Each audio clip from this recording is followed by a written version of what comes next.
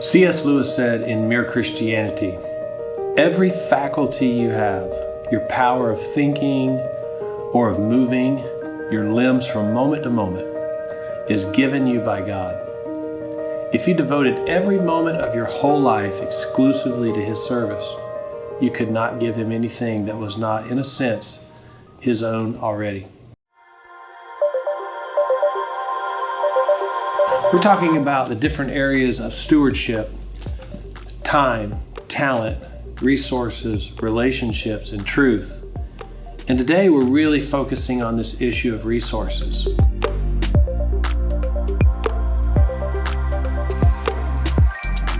A lot of people think about, you're a financial planner, right, and a lot of people think, or wealth manager, maybe is a better term. But a lot of people, when they think about guys like you, they think about, I give them my money and they figure out how to make me the most money. But what I know about you and in the way your faith intersects that is you're really more than just about money. Speak to us a little bit about that.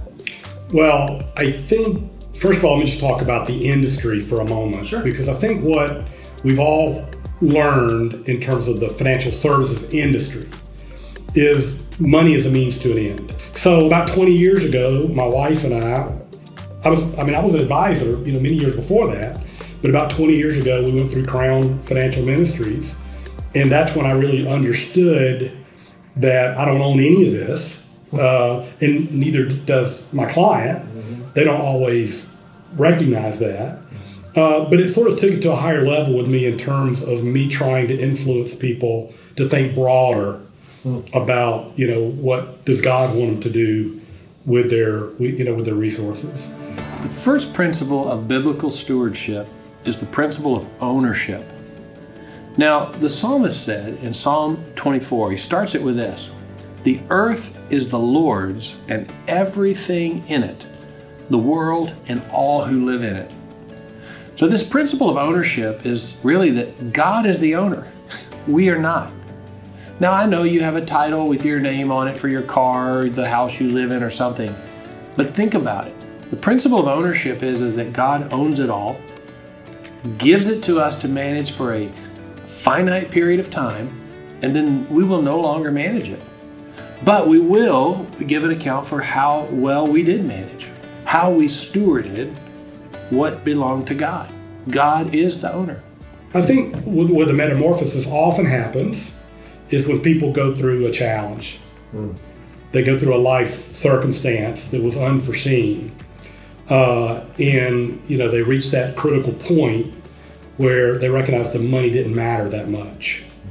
And hopefully, that's early enough where they can, get their life back together financially speaking.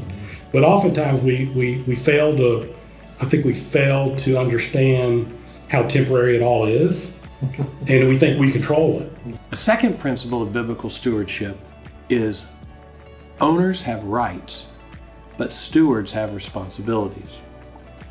So although things come from God and we may own them for a period of time on this earth, ultimately God is the owner. And owners have rights. God has the right to give me more life or take me on to heaven.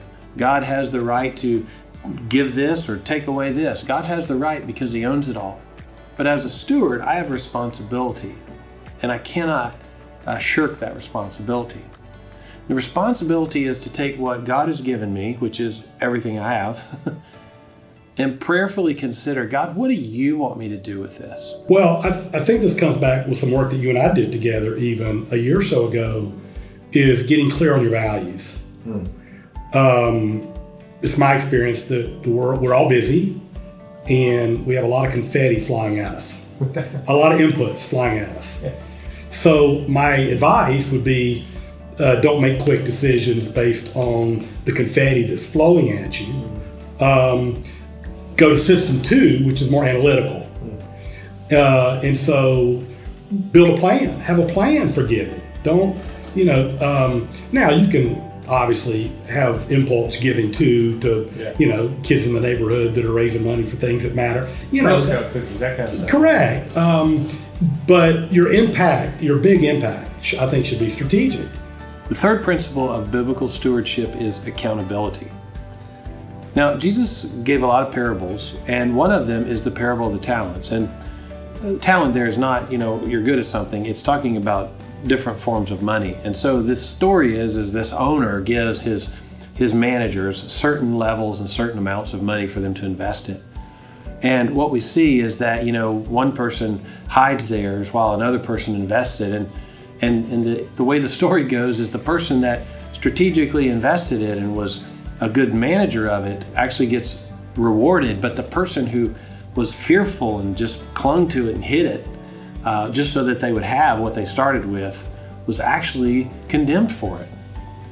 And so the idea that you and I are accountable, we're going to give an account for what we did with God's stuff. We're blessed. We're a blessed nation. And you and I have lived in a uniquely good time. This century has been a really good time for our country and our economic system. So we're all very wealthy by the world standards.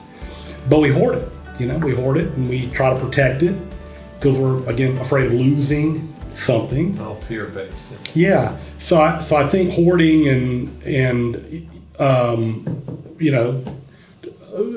is being disobedient if we're not a river instead of a reservoir. We just build up tons in the reservoir and never distribute it. I think that's bad stewardship. We should obviously try to be a river. And again, I'm guilty as charged as the next person. Now, the fourth principle of biblical stewardship is where everything changes. We've been talking about responsibility and accountability, but what about the principle of reward? As you and I take very seriously this idea that everything we have comes from God, there's this heart of generosity that swells up within us. It brings joy and it brings peace and it brings all those things we've heard about. But ultimately, it brings reward. I think it's like building wealth in a way. You don't build wealth by speculating on the hot new thing. It's habits. It's rules and habits. Your dollar cost average into a well-diversified long-term portfolio, spend less than you make. The rules aren't that hard. Yeah. I'd say the same thing about stewardship. And what I would say is percentage. Just do percentage giving off of what you've been blessed with, your income. And heck, if it's 1%, do 1%. 1% consistently is better than $20 here and there. Just when 0.5%. The number doesn't even matter, I don't think, in the beginning, in the sense that you're dollar cost averaging into the kingdom. That's what you're doing. I think in my life, like your friend that hears the stories, I get so much joy out of, this is silly. I love going in and just typing in who's getting, where are we doling out a little. And we're not even talking about significant sums of money here. It might be the people you're giving to. Maybe, but I would say the percentage and the rules. So I've got this friend, and he's all about biblical stewardship. So he got this idea at Christmas one year. He gave his kids Christmas presents, but then he thought, I'm going to set aside a portion of money. He said, my money, and give it to them with this caveat, that each one of them would take that money over the year and they would invest it, they would give it, they would become strategically generous with it. They would literally manage his money. And then next year at Christmas, they would tell the family what they did with it. Well, he was pretty excited about what he was going to hear and really wasn't sure what he was going to hear, but he told me that the next year at Christmas was absolutely one of the most joyful experiences he'd ever had. Because his family, his children were sitting around giving a report, telling the story of how they were generous, how they stewarded his money, his resources. From those who gave to an organization that was working around the world to build the kingdom of God, or others, there was a needy family in their school or in their church and they were able to help them. And they told the story of what that money went to. My friend said he was absolutely blown away by the joy he received by watching his children steward what he gave them. And I got to thinking, I wonder if that's how God feels when we steward his stuff really well.